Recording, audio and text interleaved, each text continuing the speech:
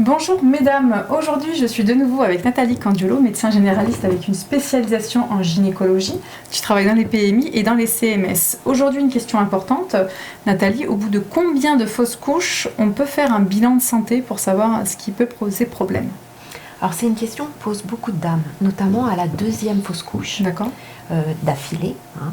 Elles se disent qu'elles vont jamais y arriver, qu'il y a quelque chose qui se passe pas bien et elles viennent pour faire des bilans.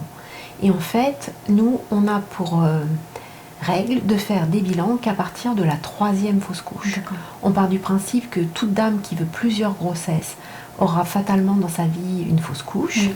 Et comme je dis toujours aux dames, c'est pas parce qu'on est tombé dans l'escalier qu'on prend tous les matins pour aller chercher le métro qu'on tombera tous les matins. Exactement. Donc c'est vrai qu'une fausse couche, c'est un accident.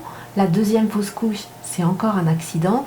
La troisième fausse couche, on se dit qu'il y a quelque chose et là, on va lancer un gros bilan pour chercher s'il n'y a pas des problèmes immunitaires qui pourraient faire qu'on ait eu cette fausse couche. Très bien, d'accord. Donc du coup, mesdames, on ne fait pas de bilan au bout de 2 fausses couches. On se rassure, on va discuter avec son médecin. Il y a on a 12 causes de fausses couches dans nos cours, donc on peut en avoir croisé une différente à chaque fausse couche. Et on attend sagement, et je crois qu'on se fait encadrer par le médecin, coucouner, parce que la troisième, on sera encore angoissé. Bah oui, c'est ça. Et puis aussi, pour m'intéresser beaucoup à la psychogénéalogie, on observe aussi que des familles, il y a des répétitions de fausses couches, il y a des choses qui n'ont pas été dites, ou des drames qui se sont passés et qui figent les générations d'après dans cette absence de tomber enceinte.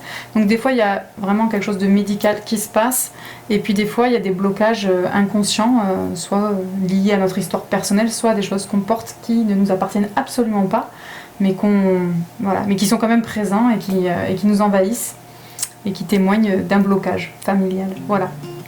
Merci beaucoup Nathalie pour cet éclairage. Merci à vous de nous avoir écoutés, puis on vous dit à très vite. Au revoir.